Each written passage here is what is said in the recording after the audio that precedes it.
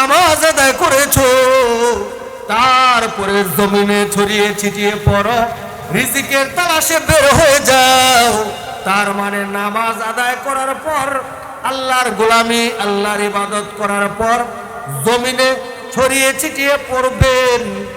আপনি দুনিয়ার সব কাজ করবেন, সুন্নত অনুযায়ী চলবেন, ওই কাজগুলো ইবাদত হিসাবে গণ্য হয়ে যাবে। ও মা ও বোনেরা, আপনি যখন তরকারি কাটবেন ওই সময় পড়তে থাকবেন সুবহানাল্লাহ, আস্তাগফিরুল্লাহ, লা হাওলা ওয়ালা কুওয়াতা ইল্লা বিল্লাহ। যে কোনো জিকির করতে থাকবেন আর দুনিয়ার কাজ করতে থাকবেন। আল্লাহ পাক আপনার এই জীবনটাকে সুখময়, আনন্দময়, মধুময় করে দিবেন। আপনাকে আল্লাহর বান্দা থেকে, আল্লাহর গোলাম থেকে আল্লাহর ওলি হিসাবে গ্রহণ করবেন। সুবহানাল্লাহ। মা ও বোনেরা, আমি আয়াত তেলাওয়াত করেছি, আল্লাহ বলেন আমিনু কামা আমানান নাস। আল্লাহ বলেন ঈমান আনো, আল্লাহর নবীর সাহাবায়ে কেরামের মতো ঈমান আনো। আল্লাহ এই কথা কেন বললেন? কারণ সাহাবায়ে কেরামের ঈমান, তাদের ঈমানের পাওয়ার এই সম্পর্কে আপনি শুনে, আমরা শুনে হতবাক হয়ে যাব। আবু তালহা রাদিয়াল্লাহু তাআলা আনহু আল্লাহর নবীর একজন সাহাবী, ওনার বিবি, তার কেমন ধৈর্য শুনুন। ও মা ও বোনেরা, খেয়াল করে শুনুন। আবু তালহা রাদিয়াল্লাহু তাআলা আনহু বাইরে চলে গেলেন, ওনার বিবিকে বলে গেলেন, বিবি গো, আমাদের সন্তান অসুস্থ, আমি বাইরে চলে যাচ্ছি। আমাদের কলিজার টুকরা 7 রাজার ধন, আমাদের সন্তান অসুস্থ, সেবা শুশ্রূষা করবা, সেবা শুশ্রূষার যেন ত্রুটি না হয়। আবু তালহা রাদিয়াল্লাহু তাআলা আনহু বাইরে চলে গেলেন। বিকেল বেলা আসলেন, উনার বিবি একদম স্বাভাবিক আচরণ করলেন, অথচ উনাদের সন্তান পৃথিবী ছেড়ে চলে গেল, ইন্তেকাল করেছেন। অন্য একটা জায়গায় কাপড় দিয়ে ঢেকে, সন্তানের লাশ কাপড় দিয়ে ঢেকে মা চলে আসলেন আবু তালহা রাদিয়াল্লাহু তাআলা আনহুর সামনে। স্ত্রী ডাক দিয়ে বললেন, স্বামী গো, এই কথা বলে স্বাভাবিক আচরণ করলেন। স্বামীকে বুঝতেও দিলেন না যে ওনাদের সন্তান পৃথিবী ছেড়ে চলে গেছে। হঠাৎ আবু তালহা রাদিয়াল্লাহু তাআলা আনহু ডাক দিয়ে বললেন, বিবি গো, আমাদের সন্তান কই? অসুস্থ সন্তানটা কই? আপনি ওনার বিবি ডাক দিয়ে বলেন, স্বামী গো, আপনাকে একটা কথা বলে, আপনার কাছে কেউ যদি আমানতের মাল রাখে, আপনি ওই মালটা যথাযথভাবে ফেরত দিবেন কিনা, তাতে আপনার মনে কোনো কষ্ট হবে কিনা বলুন। বললেন, না না না, কষ্ট হওয়ার কথা না, আমানতের মাল তো ফেরত দিতেই হবে, আমার কষ্ট লাগবে কেন?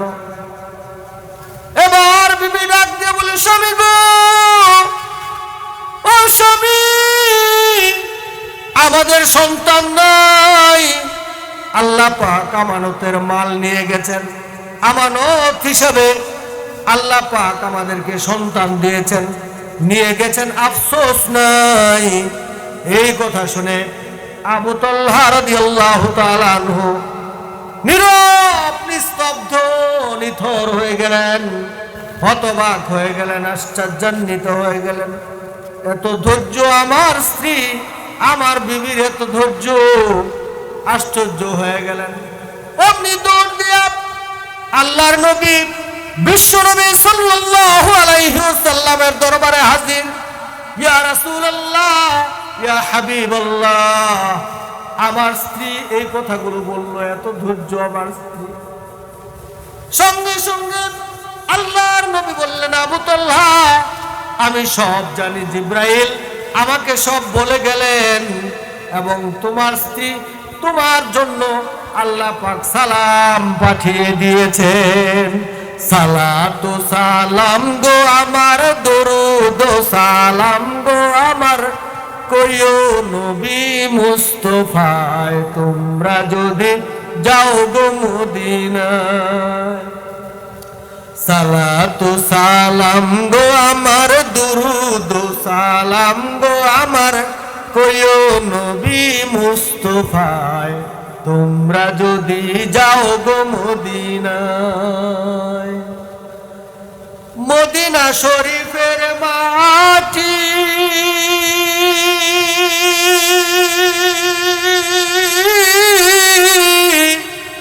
আমার চোখে মুখে বুকে মাখিও। মদিনা শরীফের মাটি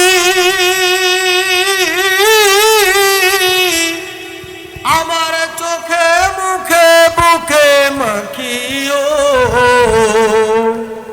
এমন পবিত্র মাটি, এমন পবিত্র মাটি আমার নবীর রওজায় তোমরা যদি যাও গো মদিনায়,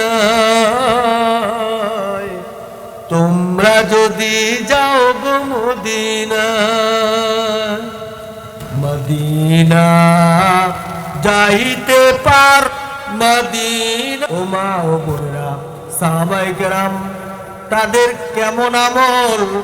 হযরতে হাসান বসরি রহমাতুল্লাহি আলাইহি বলেন, সাহাবায়ে কেরামের আমল, তাদের আমলের কন্ডিশন আমরা যদি দেখতাম ওনাদেরকে, আমরা বলতাম ওনারা দিনের জন্য পাগল। আর তারা যদি আমাদের আমলের কন্ডিশন দেখতেন, আমাদের সবাইকে মন্তব্য করতেন এরা সবাই মুনাফিক হয়ে গেছে। তাই তো আমরা দুনিয়ার পিছনে পড়ে আছি, দুনিয়া দুনিয়া করছি, আখিরাতের কাজের সুযোগ হয় না, সময় হয় না। মা ও বোনেরা, আখিরাতের জন্য সবসময় প্রস্তুতি নেবেন, দুনিয়ার কাজ পিছনে ফেলে রাখবেন। আল্লাহ নবী বিশ্বনবী সাল্লাল্লাহু আলাইহি ওয়াসাল্লাম বলেন, ও আমার উম্মতেরা রে, দুনিয়ার কাজ তোমরা এমন ভাবে করবা যেন তুমি কিয়ামত পর্যন্ত বেঁচে থাকবে। আখিরাতের কাজ এমন ভাবে করবা যেন তোমার আগামী কাল মৃত্যু হবে। কথাটার ব্যাখ্যা শুনেন, দুনিয়ার কাজটা রেখে দিবে। আল্লাহ নবী বলেন, দুনিয়ার কাজটা এমন ভাবে করো যেন তুমি কিয়ামত পর্যন্ত বাঁচবে। তার মানে কি, দুনিয়ার কাজের সময় সুযোগ পাবেন, আখিরাতের কাজ আগে করেন। আগামীকালকে আপনার মৃত্যু হবে, এটা তো অনেক দূরে। আরে আমি তো দ্বিতীয় কথাটাই বলতে পারবো না, সিউরিটি নাই। আমি আপনি যখন শ্বাস প্রশ্বাস নেই, গুনাহগার বান্দাদের লক্ষ্য করে ফেরেশতারা বলেন, আল্লাহ গো, তোমার নিয়ামত খাওয়ার পর, তোমার নিয়ামত ভোগ করার পর তোমার বান্দা, তোমার গোলাম নাফরমানি করে, তোমার গোলাম অবাধ্যাচরণ করে, তোমার গোলাম তোমার হুকুম পালন করে না। আল্লাহ গো, শ্বাসটা বন্ধ করে দেই। আল্লাহ বলেন, ও ফেরেশতারা রাখো, দেখি আমার বান্দা, আমার গোলাম তওবা করে কিনা।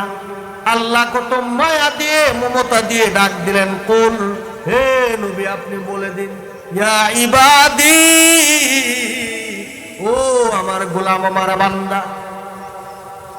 আল্লাহ বলেন, আমি আসমান বানাইলাম, জমিন বানাইলাম, চন্দ্র বানাইলাম, সূর্য বানাইলাম, পৃথিবীর সব কিছু বানাইলাম। একবারও তো আমি বললাম না আমার জমিন, আমার আসমান, আমার চন্দ্র, আমার সূর্য। একবারও তো বললাম না। আমি বললাম আমার গোলাম, আমার বান্দা। ও ইহুদি, ও খ্রিস্টান, ও হিন্দু, ও বৌদ্ধ, মুসলমান, সবার জন্য উন্মুক্ত করে ডাক দিলেন, ও আমার গোলাম, আমার বান্দা, আল্লাযীনা আসরাফু আলা আনফুসিহিম, তোমরা যারা নিজের নফসে আম্মারার ধোঁকায় পড়ে অন্যায় করে ফেলেছো, গুনাহ করে ফেলেছো, পাপ করে ফেলেছো। লা তাকনাতু মির রাহমাতিল্লাহ, আল্লাহর রহমত থেকে তোমরা নিরাশ হয়ে যাও না। ইন্নাল্লাহা ইয়াগফিরুয যুনুবা জামিআ, নিশ্চয় আল্লাহ সব গুনাহ সব পাপ মাফ করে দিবেন। ইন্নাহু হুয়াল গফুরুর রহিম, নিশ্চয় তিনি অফুরন্ত ক্ষমার মালিক, অফুরন্ত দয়ার মালিক, দয়াময় প্রেমময় করুণাময় মহান আল্লাহ। মা বোনেরা খেয়াল করে শুনেন, তিলাওয়াত করেছি আমিনু কামা আমানান নাস, সাহাবায়ে কেরামের মতো ঈমান আনো। যেমন তেমন ঈমান আনলে চলবে না, দুনিয়ার জন্য পাগল হলে চলবে না, আখিরাতের জন্য মন ব্যবহার করতে হবে, মনটা চালাতে হবে, 3.5 হাত বডি ফিটিং দিতে হবে আখিরাতের কাজের জন্য। আল্লাহ কত আফসোস করে বলেন, কুতিলাল ইনসান মা আকফারা, ধ্বংস হয়ে যাক মানুষ, মানুষ বড় নিমক হারাম। আপনারা দেখবেন আপনার সন্তান যদি কথা না শুনে, আপনি তখন রাগান্বিত হয়ে বলেন না, চলে যা বাড়ি থেকে, তোর খাবার নাই। ত্যায্য পুত্র করে দেয় না সন্তানকে অনেক সময়, তোর কোনো সম্পর্ক নাই এই পরিবারের সাথে, তুই যা, যা ইচ্ছা তাই কর, যা এখান থেকে। আল্লাহ পাক বলেন, ও আমার গোলাম, তোমাকে কত আদর যত্ন করে আমি বানাইলাম। আল্লাহ বলেন, হাল আতা আলাল ইনসান হিনুম মিনাদ দাহরি লাম ইয়াকুন শাইআম মাযকুরা, মানুষের জীবনে এমন একটা সময় কি অতিক্রান্ত হয় নাই যখন উল্লেখ করার মতো কিছুই ছিল না। আমি আপনি উল্লেখ করার মতো কিছুই ছিলাম না। এক ফুটা গামছা নাপাক পানি থেকে আমি আপনি তৈরি হয়েছি। আল্লাহ পাক ডাক দিয়ে বললেন, ও ফেরেশতারা রে, আমার গোলামের শরীরের বডি স্ট্রাকচার সব ফিটিং দাও, কিন্তু ফেরেশতা এই চেহারা মুবারক আমি আল্লাহ আমার কুদরতি নিজ হাতে বানাবো। কেন বানাবো? আমার গোলাম, আমার বান্দা, তার চেহারা আমি কেন বানাইলাম? এই কপালটা দিয়া দুনিয়ার কারো কাছে মাথা নত করবে না। এই কপালটা দিয়া আমার কুদরতি পায়ে সিজদা করবে। আল্লাহর কুদরতি পায়ে সিজদা করলেন আল্লাহ পাক যে কত খুশি হন। আল্লাহ পাক বলেন, আমার বান্দা, আমার গোলাম যখন একবার আল্লাহ বলে, আমি আল্লাহ 70 বার জিজ্ঞেস করি, ও আমার গোলাম, আমার বান্দা, তোমার কি হয়েছে? তোমার সব প্রয়োজনের আয়োজনে আমি আল্লাহ তোমার খুব কাছে আছি। আমাকে ডাকতে দেরি হবে, তোমার ডাকে সাড়া দিতে মুহূর্ত দেরি হবে না। লা ইলাহা ইল্লাল্লাহ, লা ইলাহা ইল্লাল্লাহ, লা ইলাহা ইল্লাল্লাহ। হাতে করো হাতের কাম, পায়ে করো পায়ের কাম। আমানান নাস, সাহাবায়ে কেরামের মতো তোমরা ঈমান আনো। কেমন ঈমান শুনেন, আল্লাহর কাছে কান্নাকাটি করার কন্ডিশন, অবস্থা কেমন, সিচুয়েশন কেমন দেখেন। নাম তার উম্মু সাঈদ, আল্লাহর নবীর একজন মহিলা সাহাবী, ইসলাম গ্রহণ করেছেন সবে মাত্র 3 দিন হয়ে গেল, কিন্তু ওনার একমাত্র ছেলে সন্তান, নাম তার সাঈদ, পৃথিবী ছেড়ে চলে গেল, অর্থাৎ ইন্তেকাল করল। আল্লাহর নবীর সামনে ঘটনা, জানাজার নামাজ সম্পন্ন হয়ে গেল। আল্লাহর নবী জানাজার ইমামতি করলেন, কিন্তু উম্মু সাঈদ মহিলা সাহাবী আল্লাহর কাছে কান্নাকাটি করলেন 2 রাকাত নামাজ আদায় করে। কেন কেন কেন?